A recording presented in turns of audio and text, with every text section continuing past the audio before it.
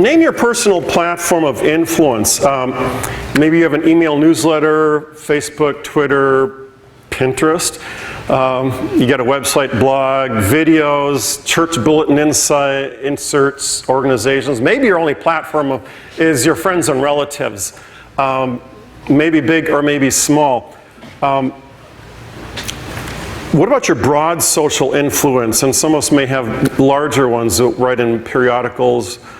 We may have book fans, be on Goodreads. Some of us may be into film. Maybe have a very large website, blog, very widely read email newsletter. Regardless of that, the statistics tend not to be really cheerful towards us because the truth is that most of us are never going to make a full-time living writing. Would anybody care to agree with that? I'm sorry. Not want to agree with that. Yeah. Some of us do make a full-time living in writing one way or another. Others of us have what we call jobs. Others of us, like me, go through life, I could have had a regular job and yet I'm doing this writing thing. And then everybody who has full-time jobs wishes they could be a full-time writer. So, nobody's happy here. The writers aren't happy because they don't have jobs, and the people who have jobs aren't happy because they're not writers.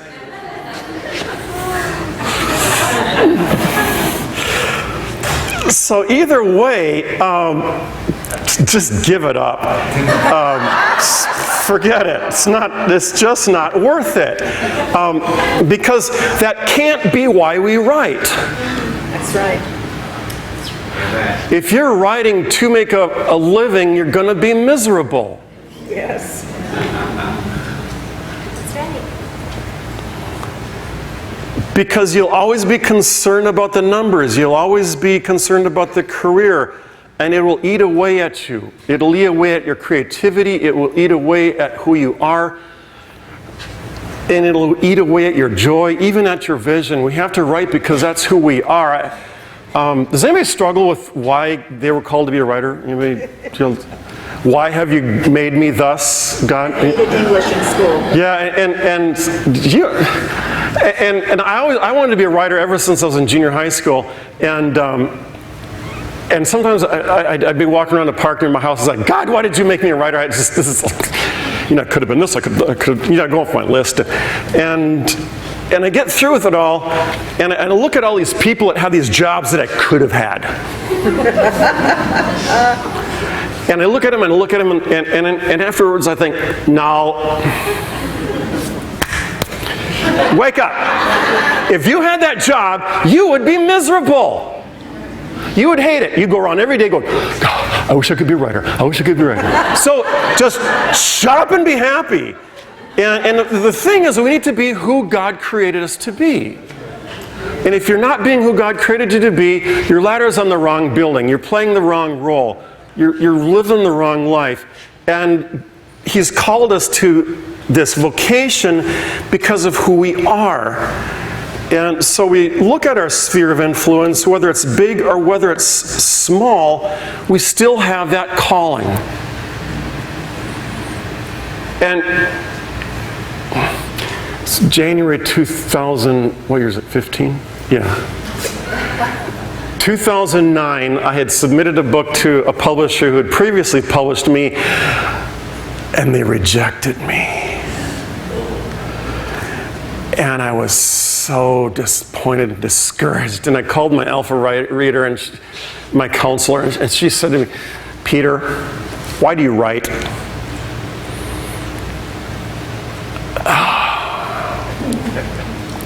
Are you writing to be popular? Are you writing just to sell books? Are you writing to make money?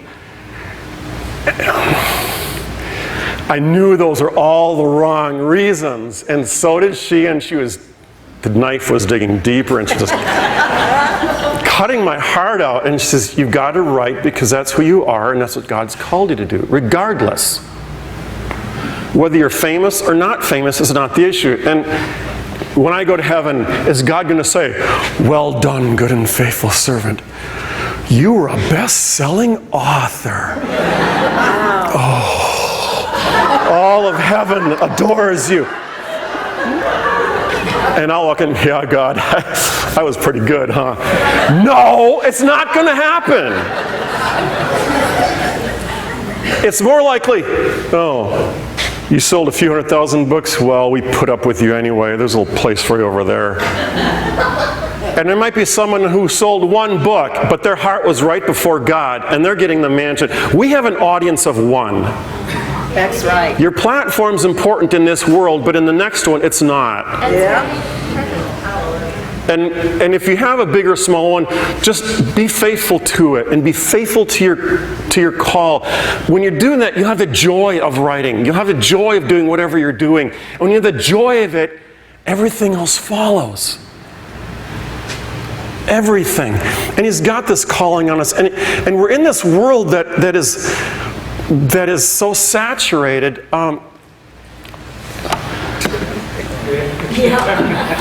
Count the books on those shelves. In 2013, there were 304,912 royalty books published. I guess they're still getting the stats for 2014, but it's only July. And add self-publishing books to that, and that 300,000 figure goes to 6, 9, 10, 12, however big you want to get, depending on where you draw the lines with independent self-publishing and all that. So I would say there's a few books out there, so it's easy to get drowned in the crowd.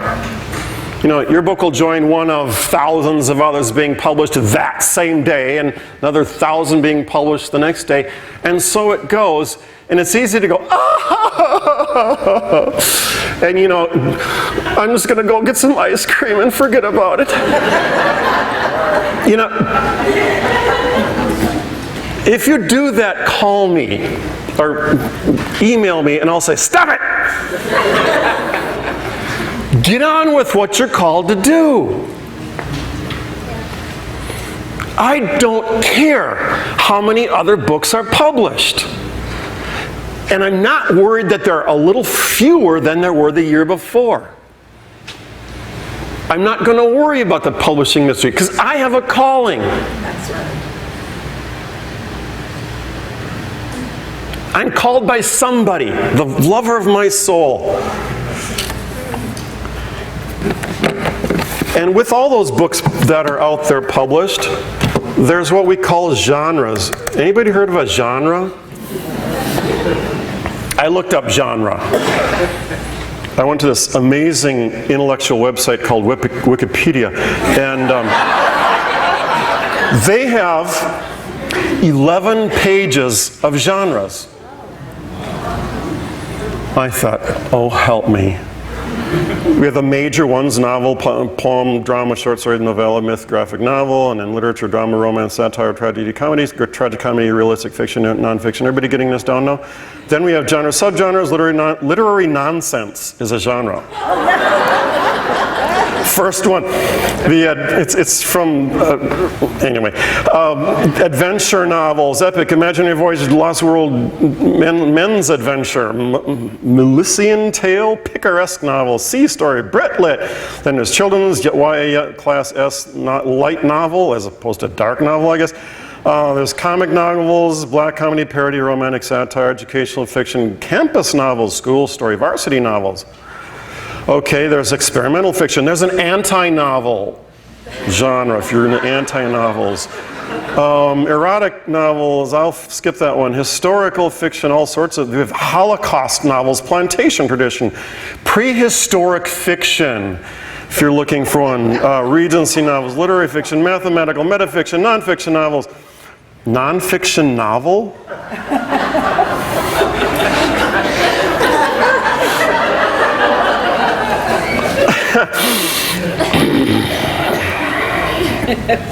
Occupational fiction, on and legal, every occupation you've got there. Philosophical, political fiction, pulp fiction, quantum fiction, religious fiction. There's Christian fiction, Islamic fiction, and Jewish fiction. They don't have Buddhist fiction here. I don't know why. They have speculative fiction, science fiction, hard science, soft science. Space opera, military punk, there's all sorts of, there's cyberpunks, 3 groups of that, 3 groups of steampunk, dystopian, don't ask. Alien invasion novels, etc., horror, on and on and on. And it goes on and on and on and on. And that's just the fiction section until we get to the nonfiction. And we have another 5 pages. And it goes on and on and on and on and on and on and on and on. And I think, oh, where am I? And where does one fit? Anywhere? Nowhere? And you pull out your little genie in your pocket. It's a smartphone, and there's no GPS for that. Like, and there's no thing like, I am here, because I don't know where I am, and where am I going, and what does God want me to do?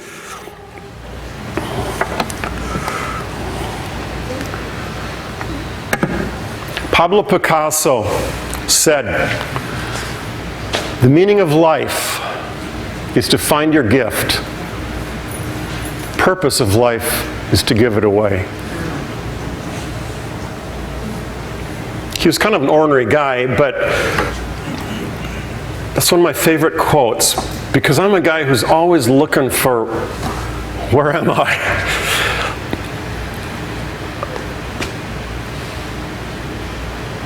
He cut through all the complexities to bring it to a simple level. The meaning of life is to find your gift, period. And the purpose of life is to give it away.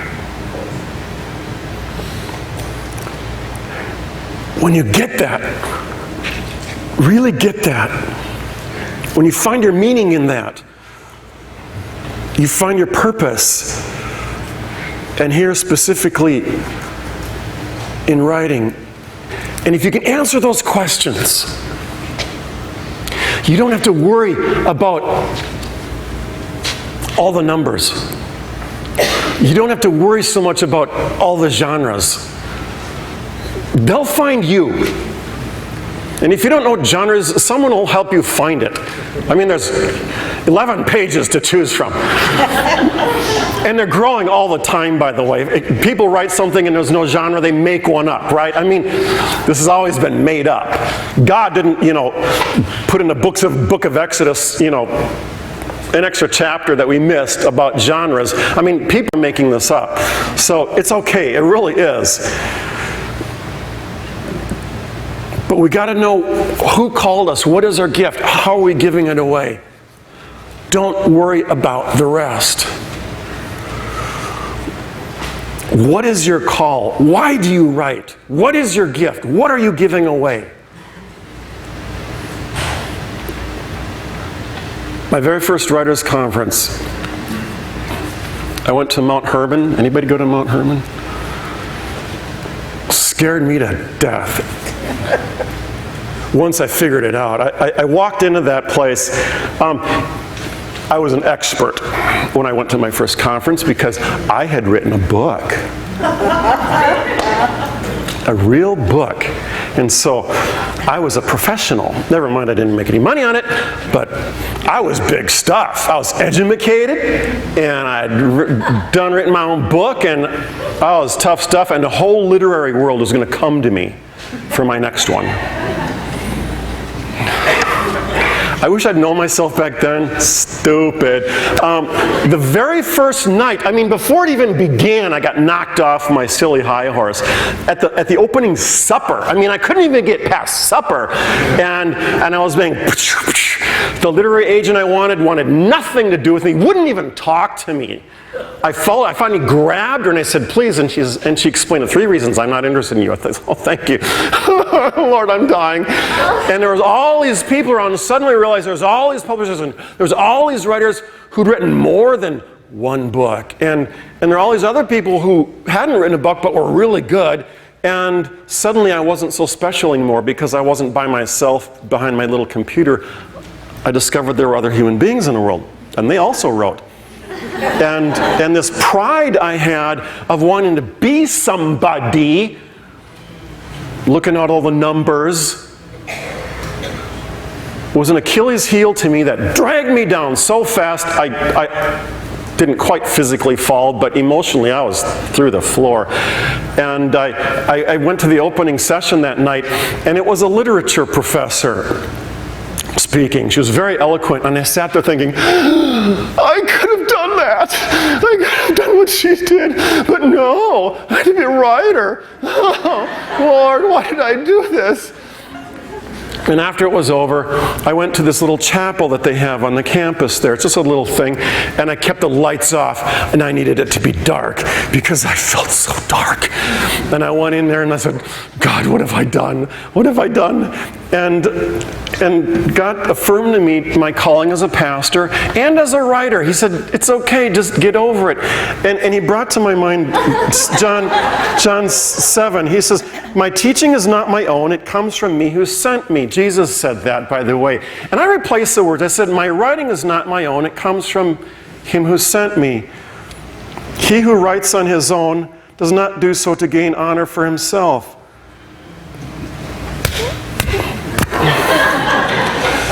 Thank you, Jesus. But he who works for the honor of the one who sent him is a man of truth. There's nothing false about him. By the way, I'm not a masochist. I'm just being kind of silly. And I thought, wow. So it's okay to just do it as a calling. Yeah. And from the next morning, it's as if God was there with me. All sorts of things started opening up. People were suddenly nice to me and made friends with me. And people who actually knew what they were doing because I didn't. And it was like a death and a resurrection to me. But I had to die first. I had to die to myself, to my pride. I had to die to my fears. You know how they go together all the time? I had to die to my illusions, my disillusions, and I had to be resurrected. And only then could I really begin following my call. Freely, without worrying too much about it. And when I'm looking at my call, I have to come to these verses. Matthew 5. Jesus is speaking in the Sermon on the Mount. Help the preacher now. You are the what? Light of the world. He doesn't say you have the light. He doesn't say you're just reflecting it off of me. He doesn't say you're forwarding it to 10 other friends on your email. You are. Are is a verb of existence. Our technical term from the Oxford English Dictionary is it's an existential reference. It means it is. You are. You are. You exist as the light of the world. A city on a hill cannot be hidden. Neither do people light a lamp and put it under a bowl. Instead, they put it on its stand, and it gives light to everyone in the house. In the same way, let your light shine before men and women and the kids, that they may see your good deeds and praise your Father in heaven. What is my calling? It's to bring light into a dark world. It's to write his answer, which is bringing light into a dark world. We're hearing this darkness. There's a sense of spiritual darkness. And we don't have light. We are the light. We're the physical embodiment of light. Why is that? Because Jesus, who was, John 1:14 says that Jesus literally tabernacled among us. That's what the Greek says. That's what you get when you go to cemetery and you get educated. You learn real cool stuff. Like he didn't just live among us. He became the living, two-legged, walking, breathing tabernacle of God on earth. A portable tabernacle. And then we, in turn, become his tabernacles, or 1 Corinthians says his temples, because his Spirit lives in us, which makes us light. We are the light of the world. Jesus says, I'm the light of the world, but then he extends that. We are little Christs. Little Christs are called Christians. We are the light of the world. And Ephesians 5:8, you were once darkness. Same thing. Not you had darkness, not you were hanging around in it. You were.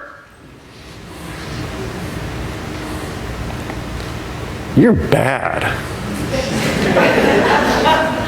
I don't know if you were as bad as Rob back there was bad. You were pretty bad. He had good reasons to be bad, I guess. Y'all were bad. Don't give me this Christian junk. Come on. Y'all bad. These little secret sins, little darkness in our lives. You were darkness. But now you are light in the Lord. Live as children of light. And sometimes that darkness encroaches in our own lives, doesn't it? And sometimes it's there, and we always need to remember the light. Again, your spirit sphere of influence, big or small. If God's created me to write, He's given me a purpose, and it's to write light in the darkness, whatever that might be.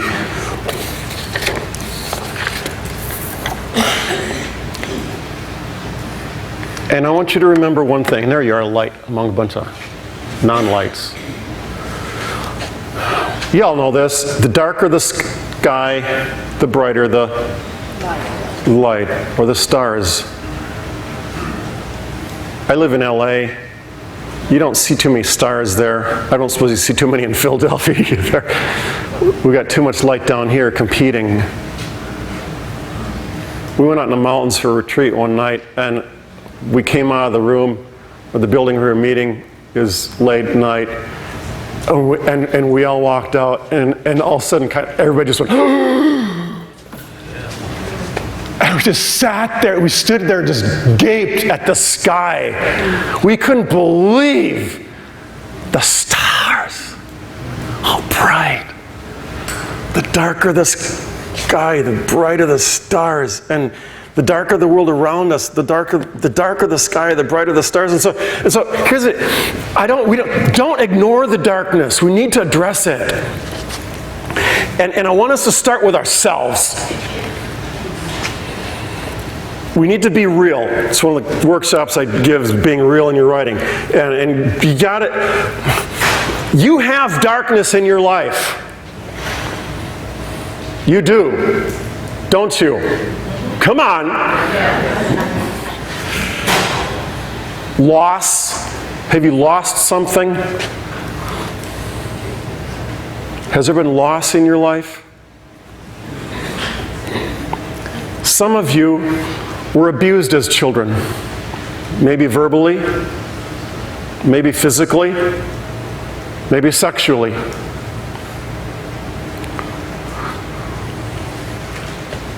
And there's an ache. And maybe you've been healed. And maybe that's turned into a ministry to others. Some of you have come through addictions. And you've recovered. And you have a powerful testimony. But you'll never forget what it's like. And maybe some of you are wrestling with addictions right now. And it's hard to talk about. Because we're Christians. And we're supposed to be over that. But I'm still struggling inside. Who can I talk to? Some of you have health problems.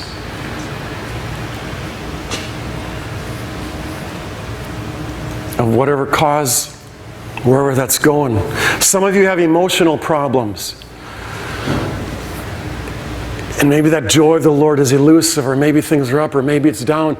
Maybe you have chemical imbalance that sort of takes you over regardless of your commitments and your intentions. And you maybe wrestle with that. Some of you have family problems. Maybe you came out of family problems. Maybe you're going into family problems. Maybe you have kids or teenagers. Or maybe they have you. Maybe you're married or single. Maybe you have financial problems, or had, or concerned about having. Perhaps you've wrestled with doubt, unbelief, deep, deep sorrow, failure, or something else. We all have some kind of a darkness in our life, do we not? You all have. If anybody is an exemption of that rule, please see me afterwards. I need counseling. Okay?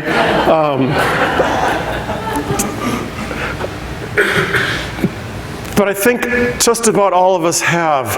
And it's okay. You need to, don't overlook it. Right of God's light in, through, from the depth of your own darkness. Yes. Because if you don't, people aren't going to believe you. They're not going to listen to you. They're not going to meet you. They're not going to take you seriously because they'll think that either you don't know or you don't care. Or you're not being honest. So why should they listen to you or read your book? I'm not talking about being depressed.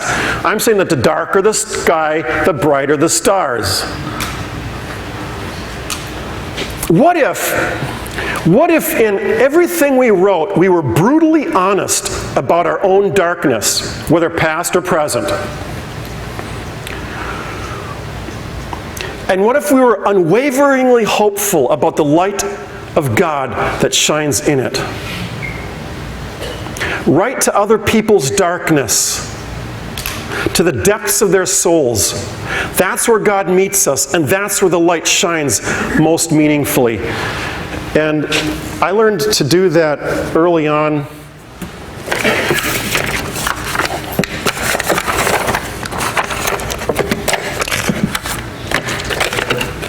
I'm okay.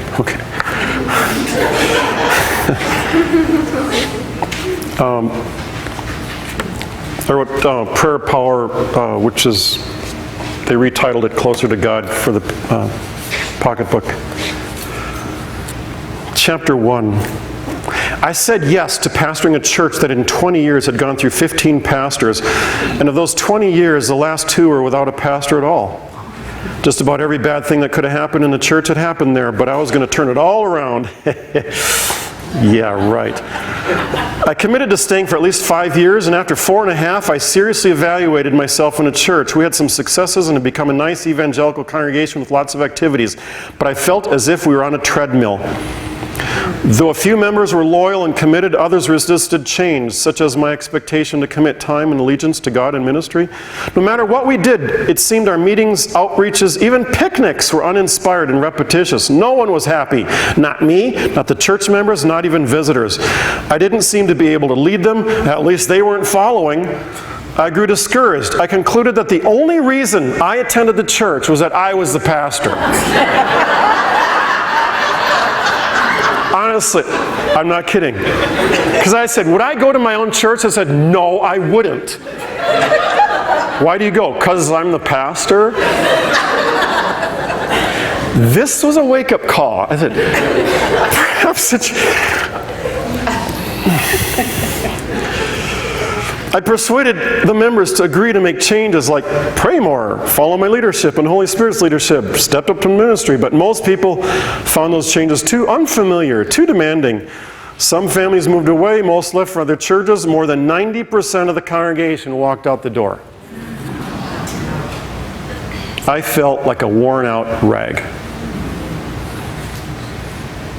I knew I had to start the book there because I had to meet people in a place of darkness, that whether or not they felt it, they might have gone to a church like that, or at least they appreciated a pastor willing to open up and bear the darkness of his soul. Because they're so sick and tired of, like what Tim talked about, pastors, what would you say, building their empires. They didn't want another empire book. This book was, I stink, you stink, we all stink, God loves us anyway, let's connect with Him. That's the premise of the book. I'm serious. I tell people that.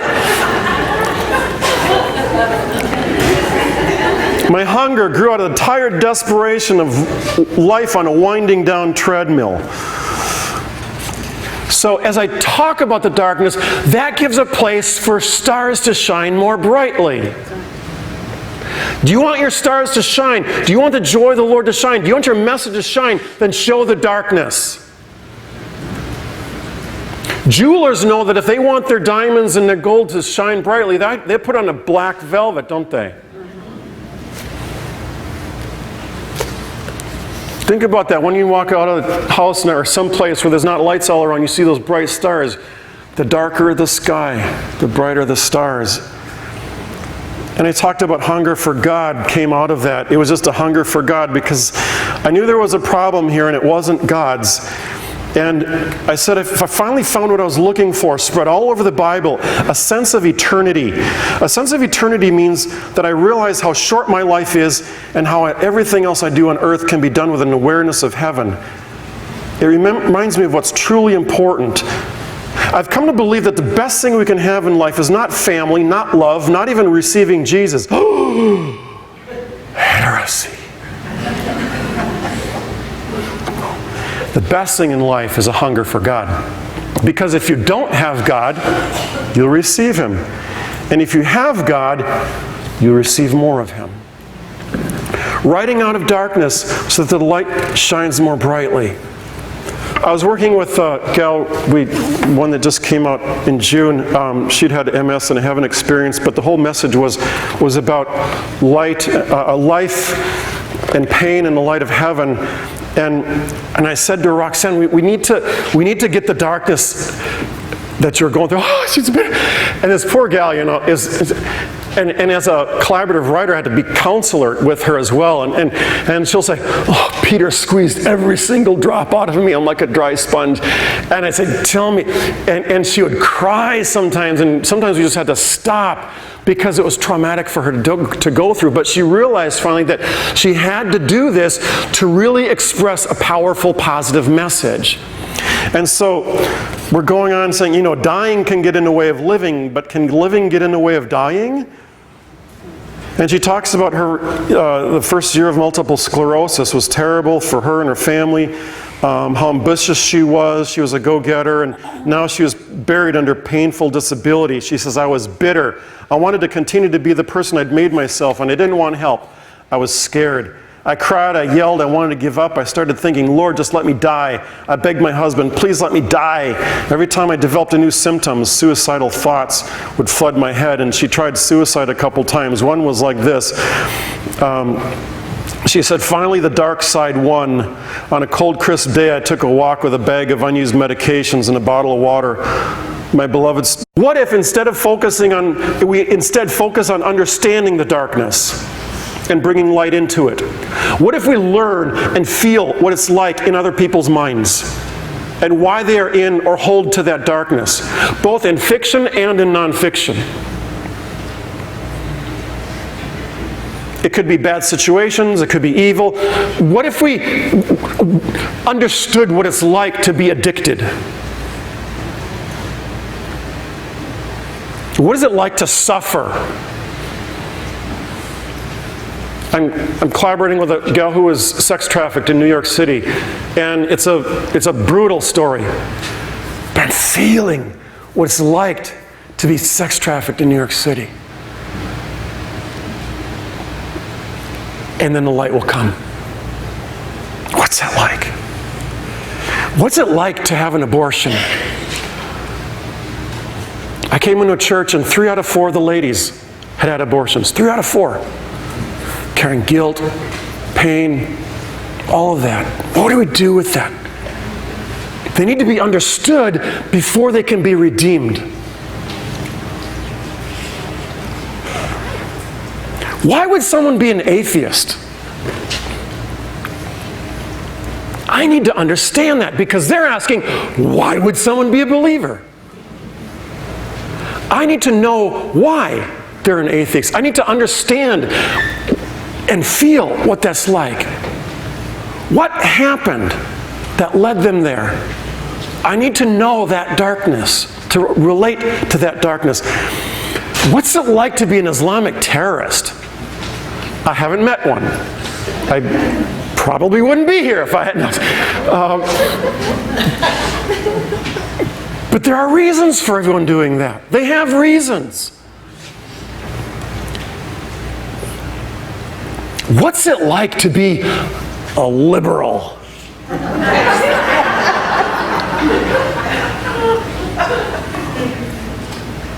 Oh my goodness. Why would... And what's it like to be a conservative? The more we understand, the more we can speak to people. When they feel understood, they tend to listen.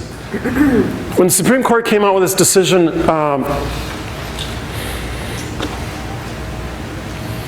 end of June, the gay thing, I've been wanting to write on that a long time. I finally just wrote out a little piece that I called A Church's Kingdom Approach to Gay Marriage. It's on my website, peterlundell.com, if you scroll down a few posts. But I didn't receive much backlash. I expected a lot. And I asked people, why didn't people blast me more than I expected? They said, because you understood them. And you were honest with them. And you were honest with Scripture. And you weren't bashing. You were speaking redemption. And you were saying that we're all guilty of something. You look at Jesus sinless and Paul sinless, and we're all guilty of something. And it's an understanding, it's an embracing, and it's a saying, we're all darkness until we receive light. And when we write with an attitude of redemption, it changes everything. It's not the pointing finger, it becomes an embrace. And so I'll encourage you to understand people in darkness. Why are they there? If someone's behaving badly, don't ask, why do they? Ask, how did the person become like that? What was it? Understand them. And then you can bring change. Rick Warren, you might have heard of him, says that there are two major lies. One is a lie that the world tends to believe, and it's that if you disagree with someone, it means you must hate them. Right? And the other lie that's more in the church is if you love someone, it must mean you agree with them. Right? Absolute lies, both of them. We're to bring light into darkness. When you bring light into darkness, it's going to dissipate the darkness, but you need to understand the darkness. And when you write with that purpose, remember Picasso, the meaning of life is to find your gift, and the purpose of life is to give it away. When we do that, we find where the light is to be found, how it shines, and the ways you experience it. What is it in your writing? Think about your writing just for a moment. What is it you're writing? Even if you don't know the genre, it's all right. It's like, just check Wikipedia. In your writing, where is the light to be found? And are you understanding the darkness within which you're writing, the context, whether your life or the world you're living in? Do you understand, and are you open and honest about that darkness? Are you forthright, not hiding, just being open? Whether that darkness is past, present, whatever. And are you finding the light? How does it shine? How does God's light shine? In what way does that happen? And how do you experience it in your writing?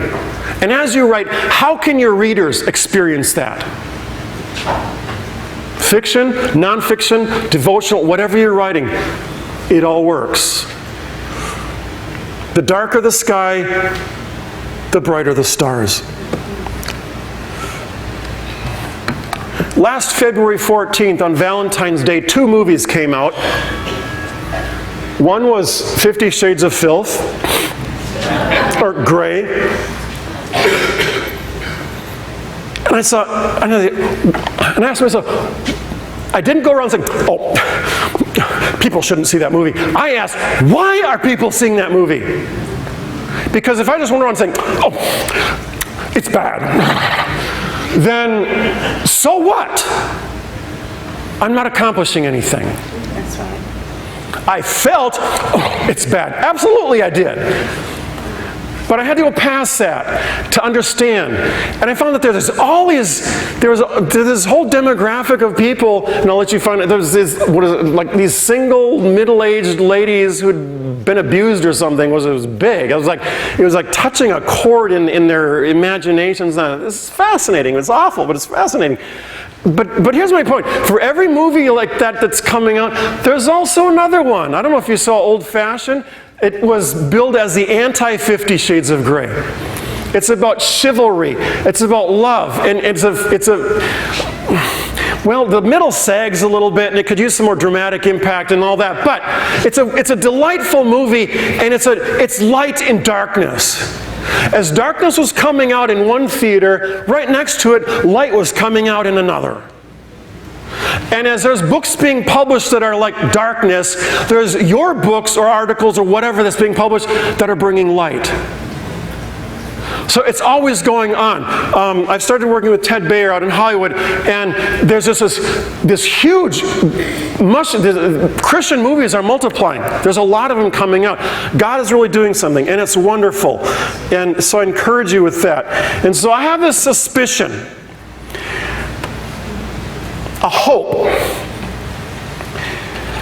The more that darkness is spread, and the more opposition or difficulty you may face, the more you may find an audience among those with ears to hear and eyes to see. Not just among believers, but among those who are in the darkness. People who are in the darkness, who know deep down that somehow something's wrong with all this darkness. Or at least it leaves them empty and longing for light. Thank you.